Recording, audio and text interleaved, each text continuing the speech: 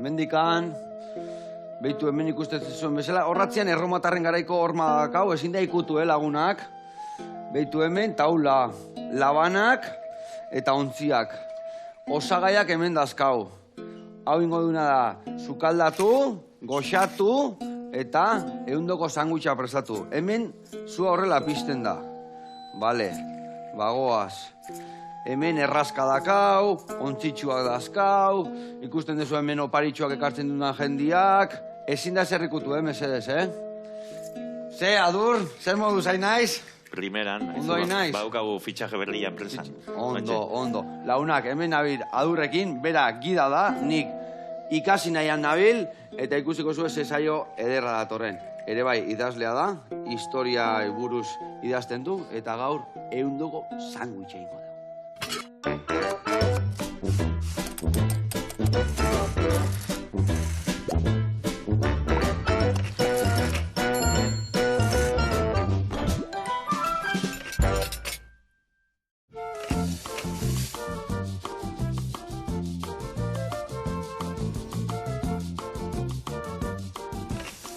Hau palaunak eta ongetorri Adur Intxaurrandieta. Zer moduz? Eskerrik asko. Eskerrik asko hiri etortzeatik. Ze, horri bilin aukidan egiten, ez da? Ondo. Haizu gustatu zaire, egia esan. Bai, bueno, igual... Veteranua, ja. Igual kontratatu inbiar diazu, ez da? Bai, inberko dugu. Enpresako Javiak initzein dugu. Vale. Bueno, zu oporten ibiltzea gida lanak iten, ez da? Hoxe da. Aspaldetik bizizea jan... 3 urte. 3 urte, ja, Bai. Eta aldi berian idazlia zea. Bueno, historiadoria zea, idazle ere bai, dana, emate jozu pixkat, ez da? Hori da, demora librian, eta orain sukaldatzen ikasten pixkat. Ondo. Betu, frantxesina bat ingo deu, oporton hainbeste jaten dan sandwicha, egin alda hainbeste osagai dazkala. Bai, arrapatzu frigorifikoan arrapatzu den guztia, barruan. Barruan sartu. Bai, tradizioa hori da. Ona. Ba, ikusiko zue, zenbat osagai daude, baino sandwicha ingo dugu. Eharra, horietakoa parranda indageo janda, gorputza gora etortzean, ez da? Bai, hortako inventatu zen. Hortako inventatu zen. Bueno, launak, ingo deuna da, ezautu Adur eta ehundoko sandwicha prestatu.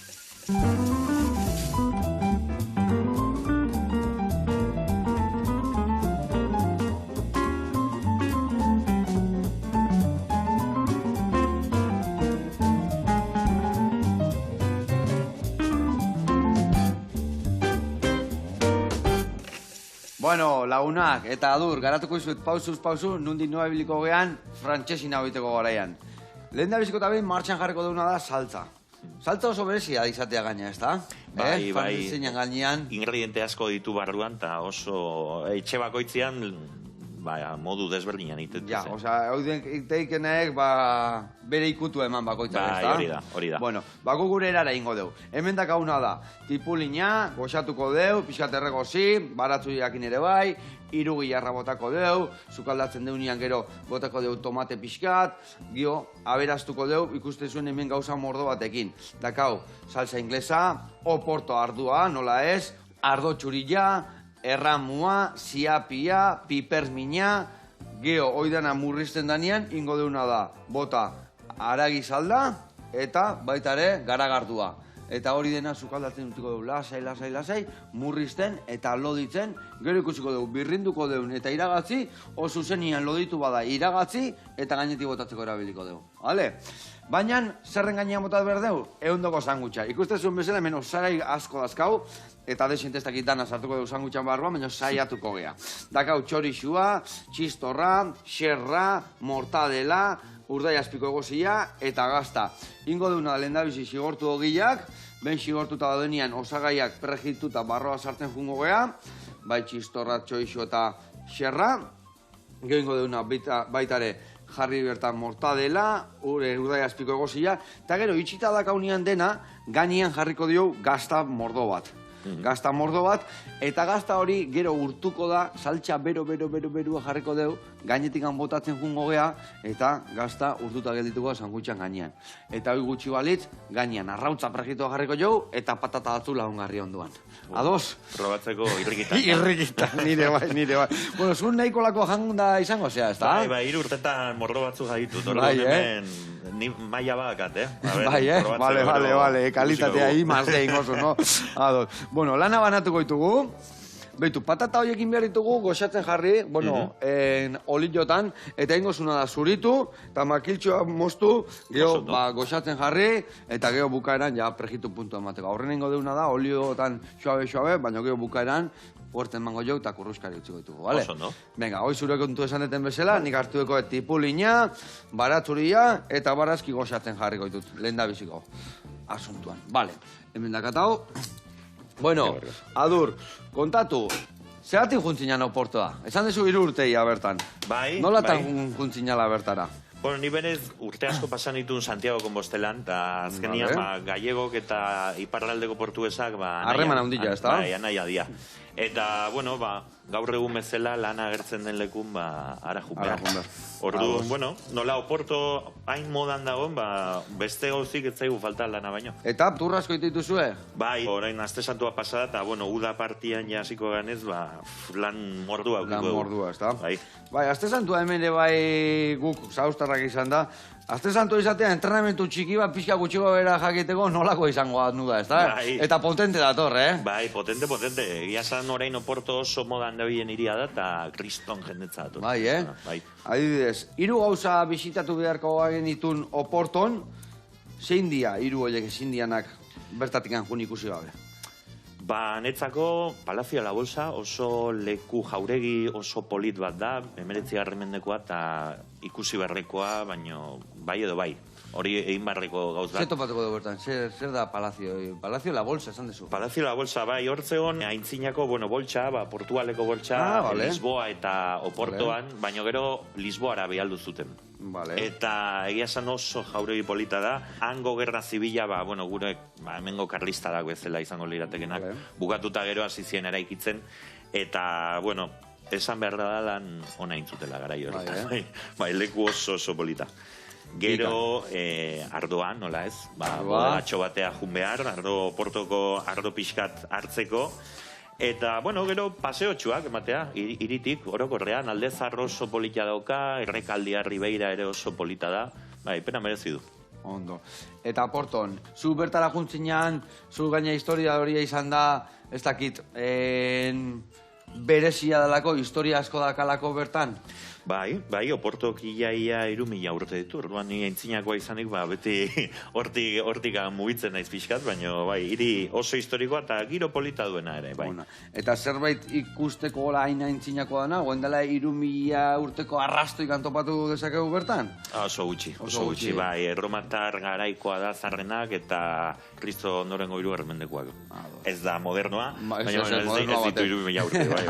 Ados. Bueno, eta nola kudeatzen dituzu? Ni hemen ibili naiz gida lanak iten, zuri tokatzen zaizunean gida lanak itia, zeizkuntzen egin dezu, nungo jendiak inibiltzezea, ez dakit Euskaldunak o Espainiako jendia hartzen dezun, o atzerritarrak ere bai, edo? Nik egiten dituan turrak normalean gazteleraz dira, eta etortzen den jende gehiena Espainiatik jende asko, pila bat, eta Latinoamerikatik ere nahiko jende, gero Brasildarrak ere, gaztelera egiten Brasildarrak ere etortzen zaizkigu askotan, eta, denetarik Euskaldunak mordoka, beti esaten dut kupo basko, beti dago Euskaldunen bat turre, hori da, bai, beti daukagu girotxua. Bago jendia.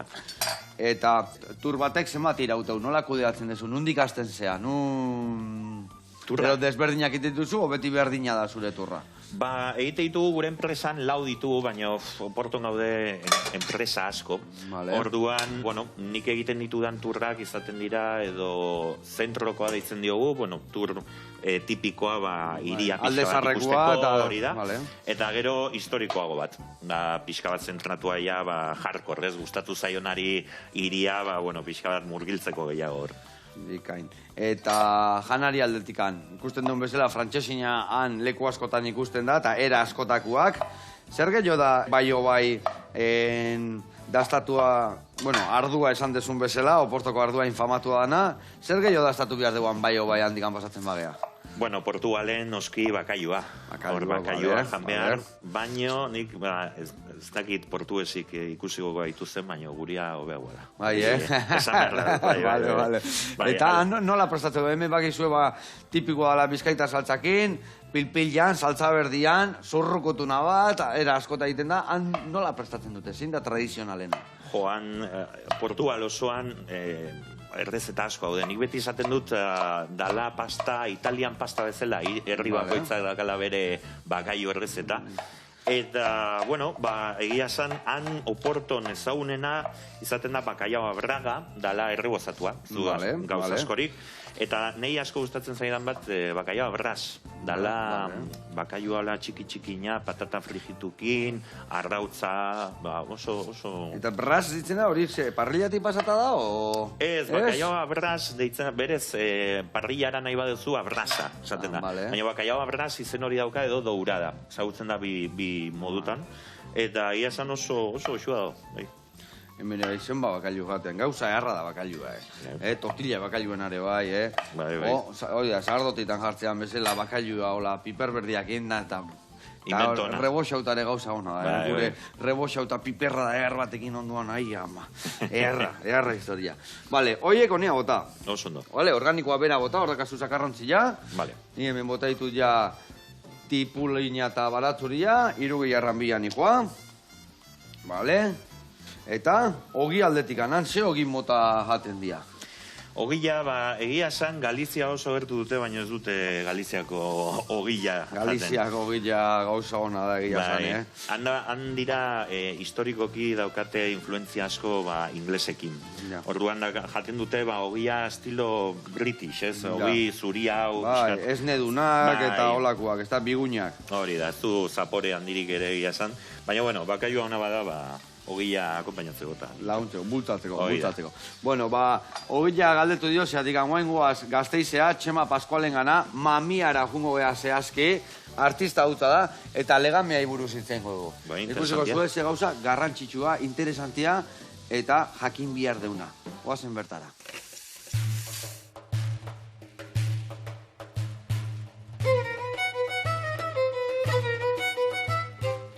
Kaixo laguna, kaixo Joseba, zer moduz? Bueno, hemen hauzue berriro, Gasteizen, Artepanen, kaso honetan Mamian, eta gaurkoan, legamiei buruz, hitz egingo dizuet.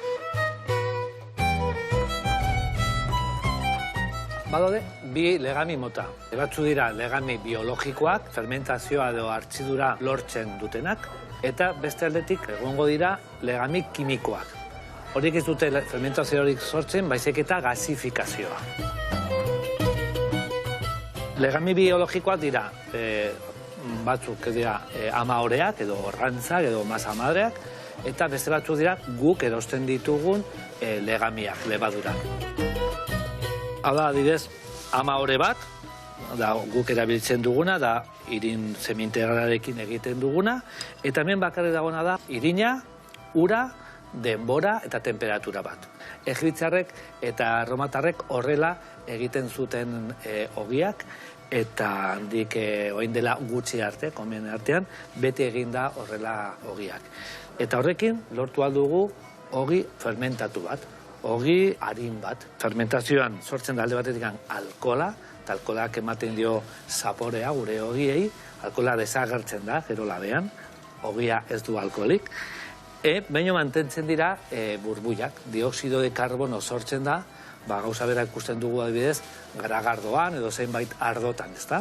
Burbuila horiek dira gero gure ogiek duten zulotxoak.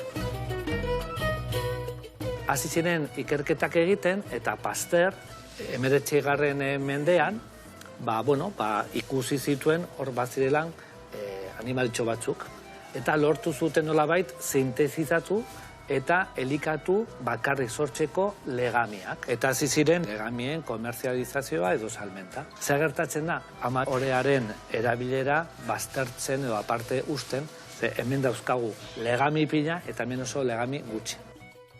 Badago desberdintasun nagusiak. Hemen bakarrik daude legamiak, eta hemen daude legamiak eta bakteriak. Eta ama orea erabiltzerakoan, okin egin behar duguna da, fermentazio edo hartzidura luze bat Orduan ematen diogu denbora bere lana egiteko bai bakteriak eta bai legamiei, eta badago aurre digestio bat. Eta gero, sortzen dugun ogia jaten dugunean, nabaritzen dugu, asko zobe sentitzen garela. Hemen dago orea egin berria, hemen dago irinak, ura, kasu honetan badauka ama orea eta gainera ere legami pitin bat, eta, dago nahiko fina, eta hemen orduak pasa eta gero, legamiek egin dute bere lana eta haunditu egin du gure ogia.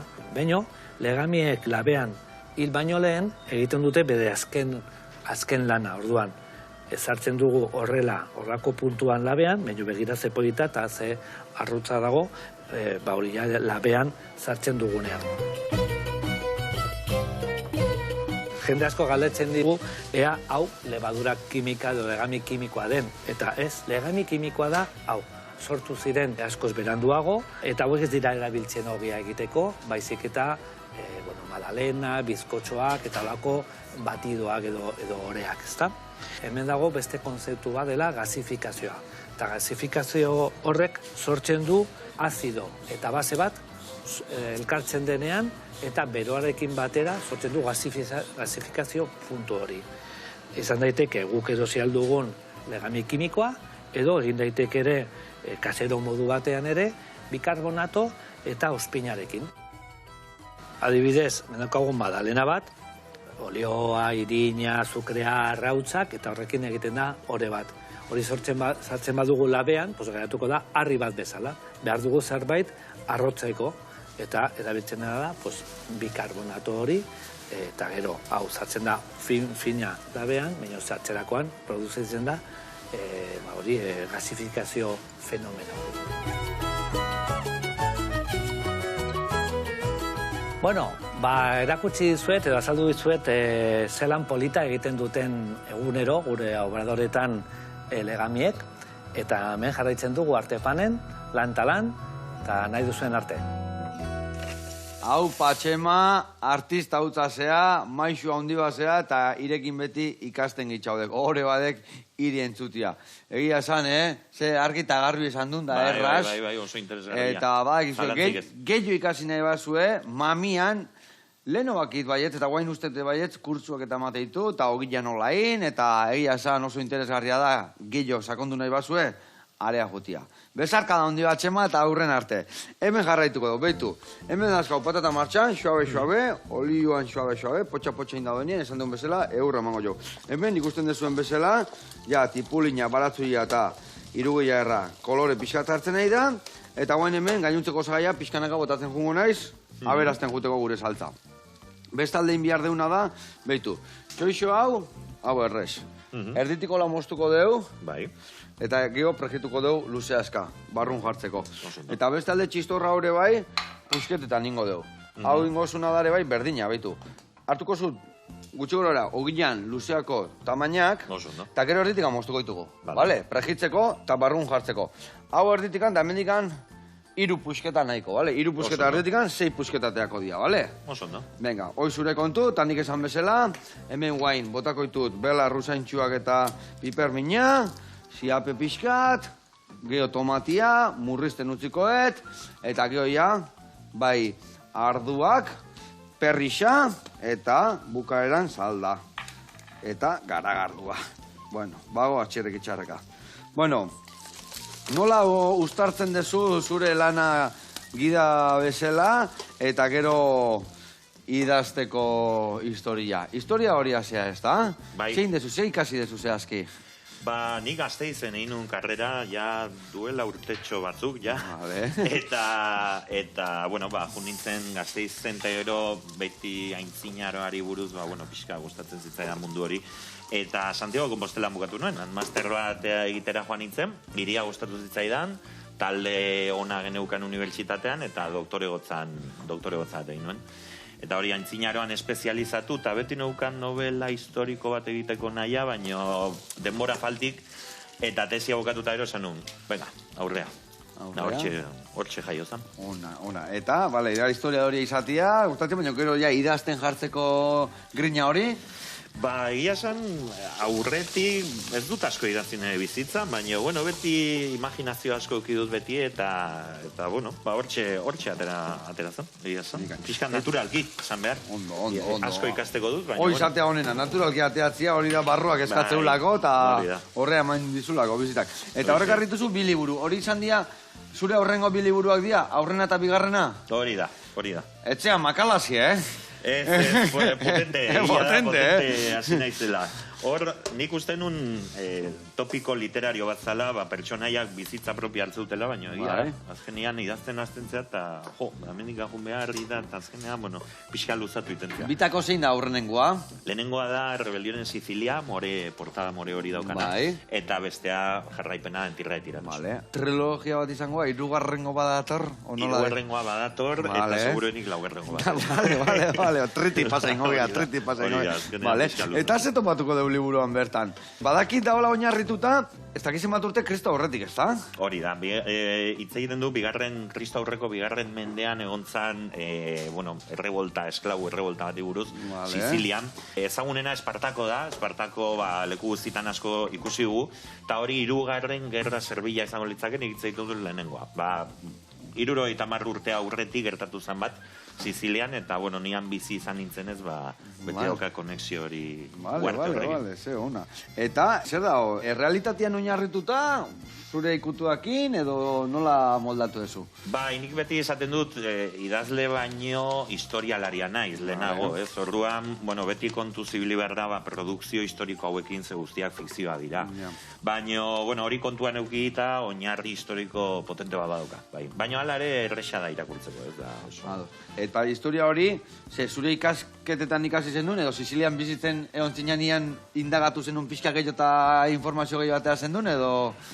Kuriositatez, Sicilian egonean ez nekin ezer honi buruz. Hori gero ikasi nuen, tesia egiterakoan. Nire tesiko kapitulo bat, errebolta horri buruz, aintzinako esklabutzari buruz hitz egiten zuen pixkat. Orduan, horrekin junintzen garatzen, eta azkenean, fantasia puntxutxo bat sartuta. Zera, fantasia, humoria, abenturan, ze... Denetari nik gehien bat islatu nahi nuen esklabu izatea gara horretan izan behartzun latza, ez? Orduan, nola beraientzako, esan bezala ez, animaliak ziren, edo Aristotelesek esaten zuen mueves con capacidad de habla, orduan, imaginatu, ez? Eta hori, narratiboki potentzia badauka, novelatxo baterako, perfecto. Novelatxo bat edo lau. Lau. Gutxinez. Hori da. Vale. Haueko ondo. Hau iriki guztiz. Guztiz. Bai, guztiz iriki, ebaki. Eta hola... Gio pregitzeko beto biliko. Bestela, gio ito... Eta izkuitu itea bestela eta... Bitanin, alba eso. Bai. Ikusi ezu esaltzak ze fundamentu zekan, garagardu gota jot, botako esalda, eta berrio fundamentu horreaino iritsi bergea. Murriztu behar du salda, murriztu behar du garagardua, eta leheno bezala loditu behar du, gero esan deten bezala ikusiko dugu birrindu, edo iragatzi. Earra usaila gaidana gotatzen jago, Kristona, Badu gogoa jateko. Irrikitan gaude jateko. Eta adur, hor, bigarrengo eleberrian jartegu tierra de tiranos. Zein dia tirano horiek? Ze topatuko du bigarrengo hortan? Zegoen autore bat aintzinaroan Diodoro Sikulo, Siciliakoa bera, eta esaten zuen Sicilia dala lur bat ematen duena tirania ateratzeko ematen duen aproposa hortarako. Orduan, novelan hitz egiten du pixka bat, nola errebolta honetatik tirania batera joatera. Azkenean, gaur egun ere ikusten ari gara pixka bat hori, gerozta gertuago dagoela, oso presente dagoela, eta garai horietan ere. Orduan, kontuz ibiltzeko puntxutxu hori. Badauka lektura politiko aktualtxo. Eta esan dezuna hirugarrena, aurreatzia nola eukiko no ezin da aurreatu gehieki. Proiektua ideiak hortxe daude, orain paperean jarri behar dira eta horrek lan ematen du, baina, historia jarraitu behar, orain esklabu errebolta aurrera egun denez, erromatanten aurka aurrokatzen ari da, eta hor dauen trikimaio guztik. Hau, ja, behotzen jarri zaigu. Ez dio olioik botako, beak askatzen duen olioakin nahikoa izango da, bale? Aurrena bera beira, gero beste aldetikan, eta baitare historiadoria zea, historia divulgatzailea, Eta sare sozialetan badakazu Instagramen, o nun baiten gehiore bai? Instagramen bakarkan. Nola deitzen da zure... Sobre griegos y romanos deitzen. Sobre griegos y romanos, vale? Webgune bat prestatzen ari naiz, baina, laizter aterako da. Eta, jotzen dut, post, hola, kuriositateak, txikitxoak, baina, aintzinaroa pixka bat gerturatzeko. Oso urrutiko gauzak dira, baina gerturatu, hortikan gatozelako gainera, ezta? Hori da. Onda. Eta historian zein da zirrarak ere egiten dizun garaia, o zerrek berpiste izu gehiena? Neri, txikitan asko aintzinaroa. Aintzinaroan gertatzen da garai, helenistikoa, dala, hori Kristo aurreko 2. mendeak, novelan tratatzen dudan garai horri, Mediterraneoa dago pilpilean, saltxa bezala hor bueltaka. Eta, garai niri beti gustatu zait asko interakzioa, kultura desberdineko interakzio horiek, eta garai horretan asko eman zen horri buruz, ez da, pixkat salto naturela. Historia orokorrean dena gustatzen zait. Eta hau txikitatik sartu zaizu barruan, noiz hasi zinan ja esaten, o ez dakit ikastea jun zinanean, o ja Euskal Herretik atea zinanean, edo noiz tan... Ez dakit, igual 15 urtekin aintzinaroari buruz, hori, baina, ni historia beti. Historia Indiana Jones ikusi nun, eta hortikan aurrea. Hortikan tope. Bai. Vale. Eta, izan zea beti irakurliare bai? Edo... noiz sartu zaizu grina hori? Olako liburu idazteko esaten dut, zeatika. Betela igual komik egiten hasiko zinean, no? Atea behar. Txikitan hasi nintzen irakurtzen Harry Potterrekin. Nik uste dut nire belaunaldiko jende askori gertatu zitzaigula. Eta, karo, horro Porto ere aproposa horretarako, libreria Lelo, Harry Potter, mundu guztia hauekin. Eta bai, pixkanaka irakurtzen hasi, kuriosidadeakin aurrera bota, eta, imaginazioa bota, eta hortik bakarrik ateatzen dira gauzak ero. Ondo, bai. Grina eta goguakin, eta dakizunakin, bai. Dudik gabe. Eta noiz inspiratzea, noiz ateatzen dezu zure axota eta liburu iskata jartzea hor martxan dena idazten? Lehenengo liburuan, egon nintzen pare bat urte lanean, segurata moduan, Santelmon, hemen Donostin.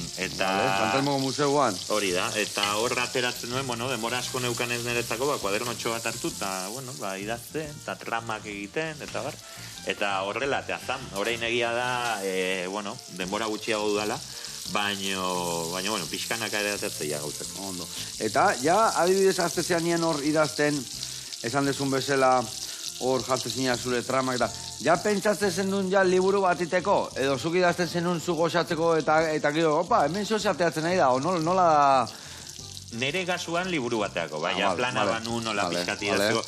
Igual nere lagunentzako tatitxo, baina banu gogoa publikatzeko zerbait, eta bar. Baina, egia da, nola turretan eramaten ditutuan liburuak, pixkanaka mugitzen ari da, horta. Eta turretan hori da, gero turretan, guain gida bezala zabiltzala, gidan hor turretan jendia zure ganatzeko, zer saltzen dezu? Piskat humorea, piskat hor, piskare bai, piskat, ez dakit, nola zure ganatzen dituzu? Denetari, nik uste dute garrantzitsua dela historia, jende asko errazionatzen du historia aspergarritasunarekin, baina nik uste oso entretenigarria izan daitekela, ondo kontatuta. Eta, historia dozka, kriston bitxikeri pila bat, orduan, bitxikeri horiekin atentzioa ditzei oso jendeari, eta... Egia esan, nire lehen urten Granada neon izan, eta genukan gida bat artista utza zala, eta zenba laguntze duen gida hon batekin zerbait bizitazia. Ez que bestela etxea zertaz enteratzen, da gaina enteratzen zea, eta ondo esplikatzeizu, goxo, eta ez dakit humore pixkatekin da, eta zaude adi, eta azkenean nahi gabe asko ikasten dezu, zeatik nik hor alhambra neon nintzen, da handikan pasako banintzen, gida gabe, ez dakit. Zeo zer falta zaizula, ez da batere berdina, baterez. Guk enpresan esategu no es lo mismo ver que conocer, orduan edozein juten ganean leku batea, ez daukagu informazio hori, biak gertutasun puntxu horrekin sartzen gaitu pixkatirira. Onda. Launak hemen behitu, Gixerratxo hauek gero pregitu eta bertan sartzeko. Guain hasiko naizena da, hau esik gortzen, gero osagai guzti barroak sartzen juteko. Hau esek hemen utziko ditut, ja epelian barrun sartzeko, saltza esan dizutena, behitu ja, ze gorputza hartzen nahi dan, eta aste erdia hola murrizten danean geldituko da bikain. Patatak jadazkau, ni usten dut xamurrak, egurra emateko, behitu, sartzen danean, eta ja, ez dunean eusten, behar horitzen danean, da indadola seinale. Guain emango dugu nire bai energia, baina lehen da bizingo duguna da, beste erreportai bat ikustea jungo gea, bale? Zurekinea jungo gea, eta guantxe gaude bueltan, ikusiko zuen, zurekinen beti ikasten gaude.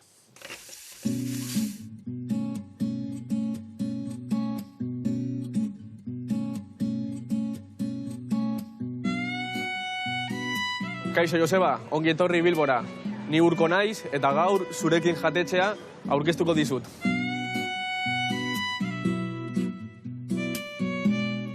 Zurekin jatetxea duela 7 urte zabaldu zen. Bere ubikazioa ikusten duzun bezala ezin hobea da. Diputazio kalean gaude Bilboko bihotzean. Diputazio kalea dakizuenez oso giro oneko kalea da. Espazio aldetik zurekin jatetxea 2 solairu ditu. Goiko solairuan tabernaren zerbitzua ematen dugu. Eta pintxoz betetako barra bat daukagu. Eta beko solairuan beste jantoki bat daukagu karta eta eguneko menua emateko. Zurekin jatetxean oso famatuak gara batez ere gure rolegatik. Rola zaguitan txeko bat da, oso famatuak dira Estatu Batuetan, eta hemen 9 mota desberdin egiten ditugu. Zehazki, 5 bero eta 4 hotz. Rolez gain, karta ere eskaintzen dugu. Kartan, plater desberdinak eskaintzen ditugu. Eta gure plater ezagunenen artean, alakran atuna eta txipiak ditugu. Eta orain, aurkezpenak eginda, joango gara ikustera nola egiten dugun gure rol bereziena, ox rola deitzen dena.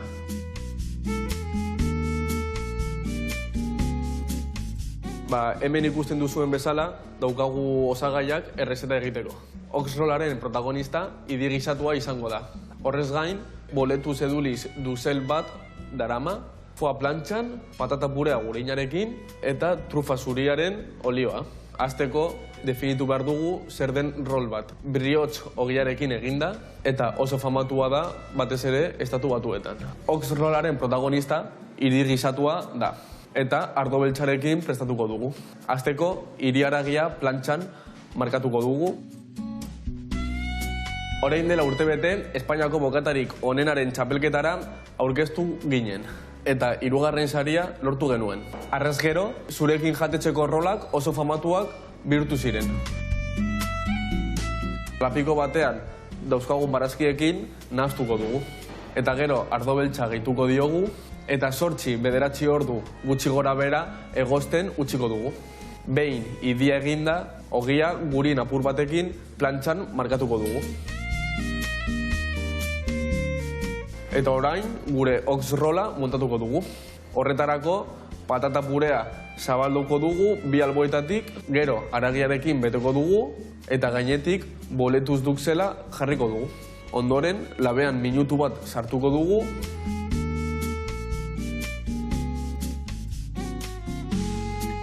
Eta gero, ananaus pindua gainean jarriko diogu eta loretsu batzuk dekoratzeko. Eta amaitzeko foa pizka bat erreko dugu gainean ipintzeko.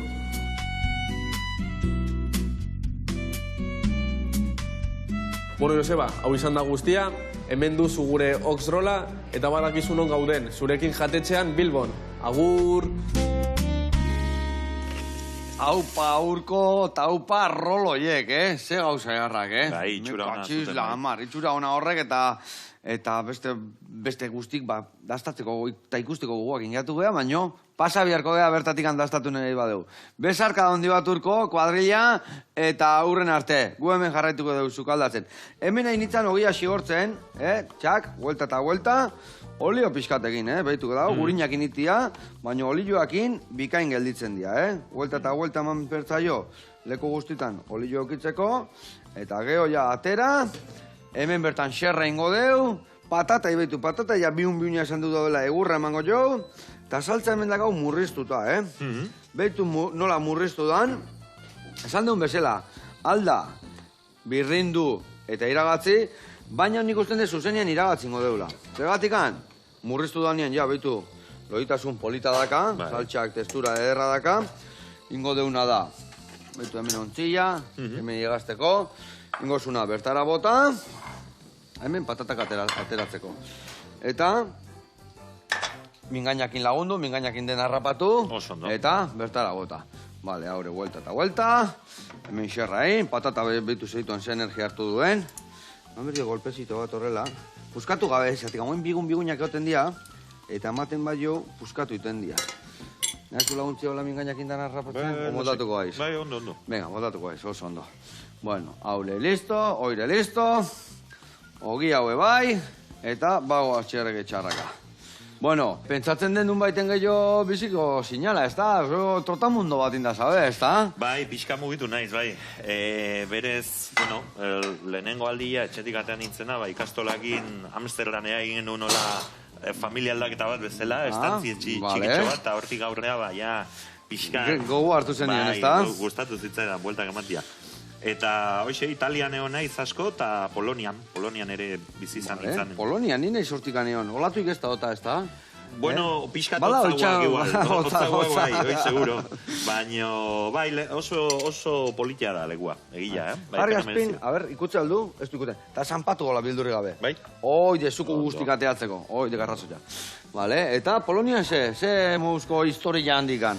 Bueno, berez, tesia doktorala egiten ari nintzenian, estantzia moduan Poloniara joan nintzen, eta nola bekik ez nun, lan bat ateazitzagan orduan, ordaintzeko, ara jun, eta irakasle moduan, ingles irakasle, eta, italiano pixkat, irakustenan, jendeari, eta iritxo baten, 50.000 biztanle, baina hiri oso ilan zai baten hon nintzen, Piekari Islanski, hor Krakoviatik pare bat ordura, eta leku oso politia, xarmagarria, jende oso jatorra. Zenbat denbora bibilizinan handikan?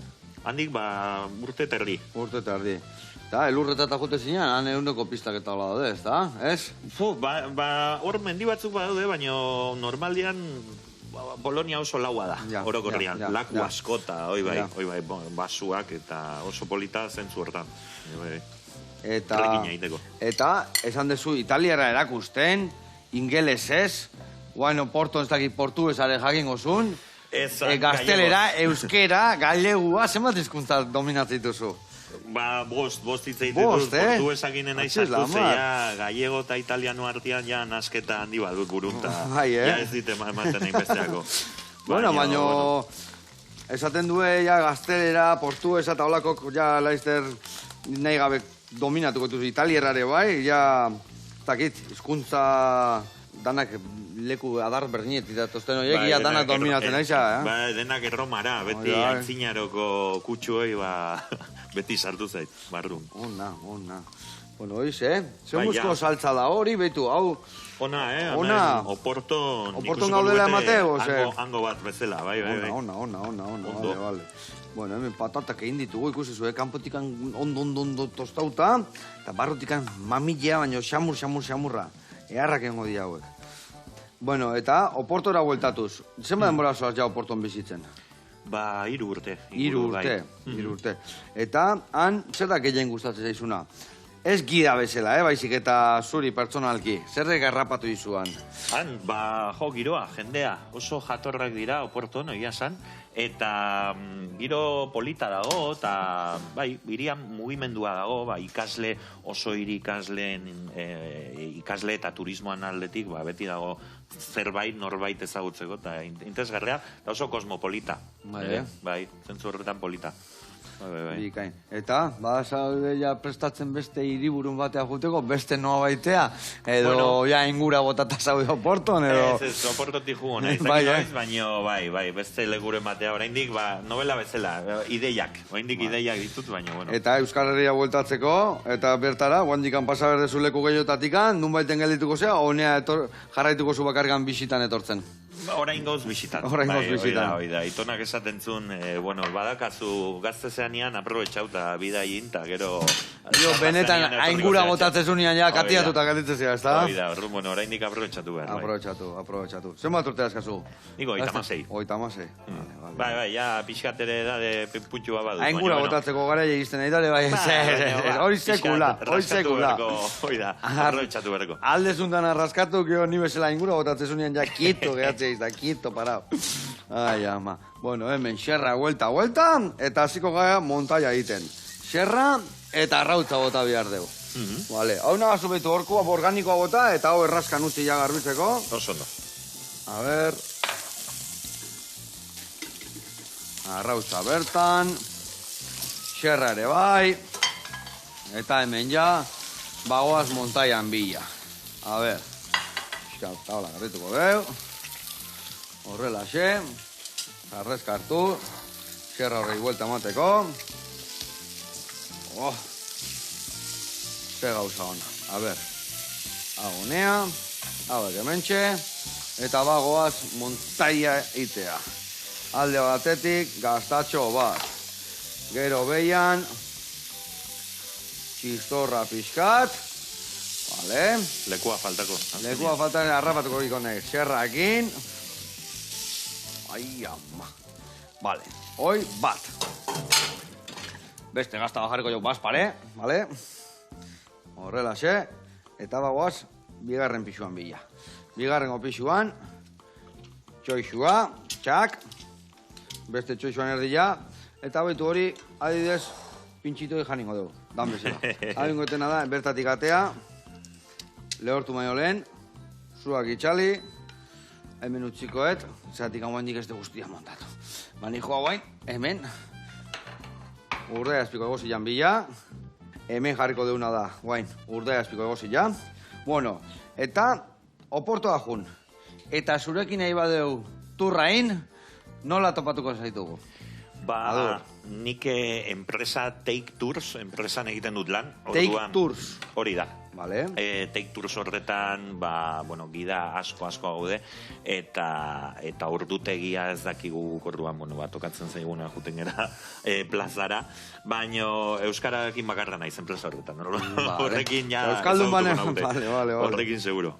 Take Tours eta euskaldunakin jarri, adurrekin. Adurrin txorrandita gutxi ongo dia munduan. Iarra indio gaurkoan hemen bai, Bagoaz bain hau. Hemen inberdeuna da bain azkenengo gaztak jarri. Meko txizla, mar. Bat honea. Bestia honea. Eta bestia honea. Pi. Iarra indio. Bain ingo deuna da ondo. Irekitzia, bero behar dulako gainiti bota eta erdi urtuta gelditzeko. Banoa plateran bila. Vale. Hau kanpora. Hemen patata eta arrautza pregitu deuna ja hemendikan kanpora. Oli hori berreskuratuko deu. Eta hemen inber deuna da, bertan jarri sandwicha. Una. Ai, ama. Earra indiuguna. Vale. Hau bero behar du, gio gazta urtuta gelditzeko. Gio patatak eta arrautza, hola. Nola pizka tristia dan, patata eta arrautza garri berizio. Bai, beti. Akompañamento hori beti. Eta, adibidez, oporton olako bajan da gero, ze jaten da? Zer... Honekin, manzanilla digestioa ideu eta gillo. Bai, nik uste honekin afaldu gabe gatze zela. Bai, ez da? Bai, potentia. Zer jatea normalian, maiketako bezala, bazkaltzeko, arratzalden, gabeen, goizian barrandain da... Hori beti, bai, oporton frantzesina hortako asmatu zen. Bai, Baina, bai, berez, hau jateko erabiltzen zuten asko industriako langilek. Ze nola kaloria asko daukan, fabrikarako laniteko ondo datorgi. Eta, bueno, ikasle asko daudenez, gero parranda egiten zuten ez, behaiek ere kontsumitzen zuten, eta, bueno, hortxe daukagu platera. Hortxe eta hemen txe, earra indiu gaurkoan. A ber, arrautza gainea, esan deun bezala, hola, nola triste da hon. Hemen bingo duna da patatare soso daude eta gata pixka botako jau, bale? Epa, ibale, izegi honea. Eta, ingo deuna da, gugatzeko, patata hori dana jarri. Eta, listo dakau, gure frantxesina. Prest dakau. Bueno, azteko eta behin, adur. Eskerrik asko etortzeagatik.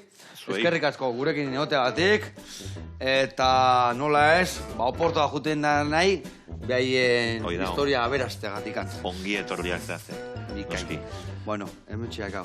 Eundoko frantzesina. Erdi bana jango dugu, Erdi bana jango dugu. Agur laguna. Ondo izan. Agur.